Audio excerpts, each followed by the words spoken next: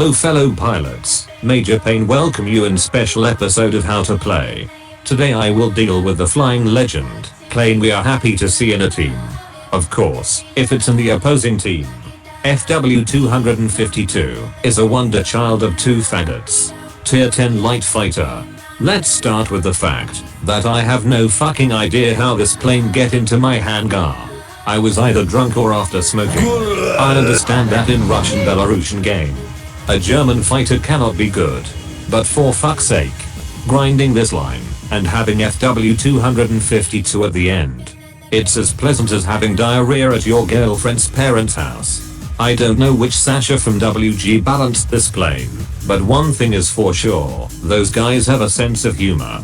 Okay, let's start with the advantages. It will be faster. So yes, we have good firepower, assuming you are in the 10% of players who can shoot this manure spreader. We also have a large amount of HP. We are like that fatty boy on the pitch, who is not picked for the team, but can be a goalkeeper. Playing this shit is actually a simulator of running away from other fighters. And is as enjoyable as having your balls waxed.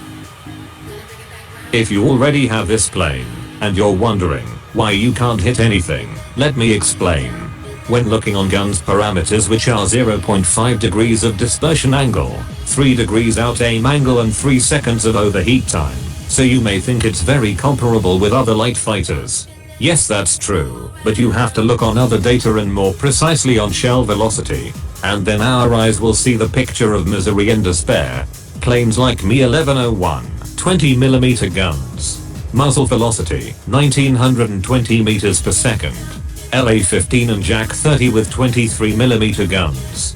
Muzzle velocity, 2000 meters per second. British Swift with 230mm guns. Muzzle velocity, 1520 meters per second. And then FW252. At the end with the most crazy fucking slow bullet speed. Muzzle velocity 1280 meters per second. Dear WG. I thought you were stupid, friend.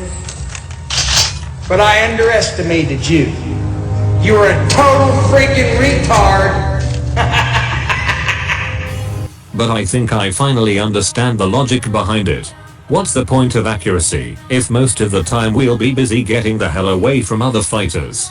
Guns have one of the best firepower between the light fighters, only Me 1101 have better, and with large amount of HP, which is 600 base.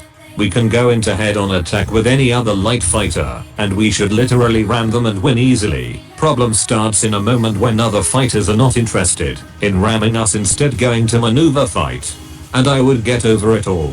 But 12.3 average time to turn 360 degrees. You sure? No.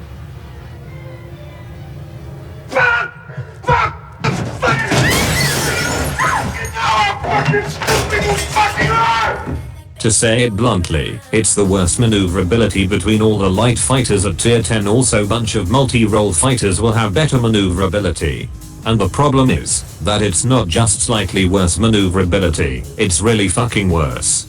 One of the negative effects of this is when we are trying to disengage from the enemy light fighter to get back to him and surprise him or go head on, we need to gain huge distance because the time which we need to turn back is also huge, and that's acquire gaining a lot of distance. You're probably thinking, okay, so this is the fastest light fighter tier 10. Well, he's fucking not. Okay, so he flies at highest altitude. Well, he's fucking not.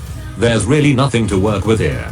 Now some pro players are probably knocking on their heads and saying, Major, what the fuck are you talking about? You have to do speed build and no one will catch him.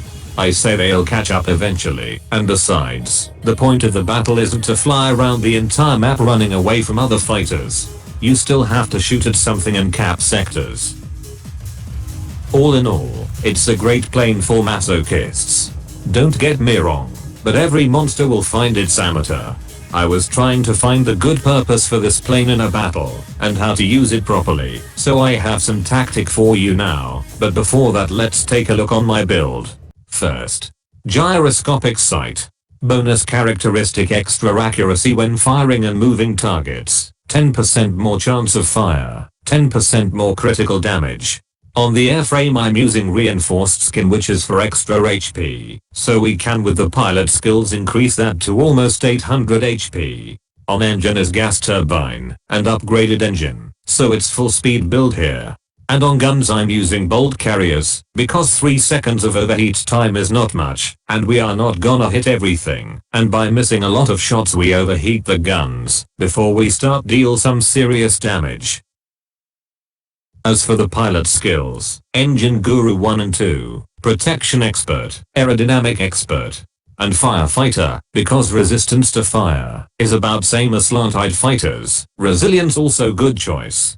If you are sadomaso and have more points for the pilot, then you can choose randomly, because nothing else will improve this flaming shit. The best tactic is to be a little bit flexible, because a lot depend on the team composition.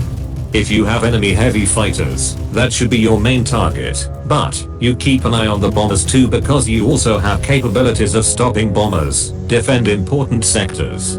But the most important thing is that the lives of heavy fighters should be miserable if they are around you. Instead of fighting light fighters, if you don't have to, try to avoid them. Go cap sectors. Use your speed to travel between the sectors fast and cap garrisons, airfields, air bases. Help your team to capture command centers and rocket bases. And as the fat kids like Twix, you should like defending sectors. You have your big barrel of HP for it. And slow firing guns which like only big targets, like heavy fighters, bombers, ground attackers. Most often you will find yourself defending sectors against bombers. Reality of tier 10. As a light fighter, you are very well prepared for it, but you may also ask yourself why the fuck I'm flying light fighter if I want to fight bombers. Fair question to ask. So no perfect tactic for this plane. Little bit of everything, except dogfighting other fighters. To sum up, this plane is very good only for players which are in need of challenge. It's a huge fucking challenge. World of Warplanes team don't really know the meaning of game balance. But don't worry, I'll tell them. Netigravoin balance radi cherta. New players probably end their adventure with this game after finishing grinding this crap, if they haven't already. So message to World of Warplanes team is give it a buff. Just a little bit of change, it's just few numbers to change, and the plane could be playable. You can't be that fucking lazy and incompetent. Wait, or can you? And the FW252 that you see in this video is with mine paint skin. This is a hypothetical camouflage JG400 unit, which flew the Mi-163 Comet during the war. Anyway guys, I think that's it in this video. There's nothing more to say. If you like it, please leave a like and subscribe for future content. Thank you very much for watching guys, and good luck with your battles.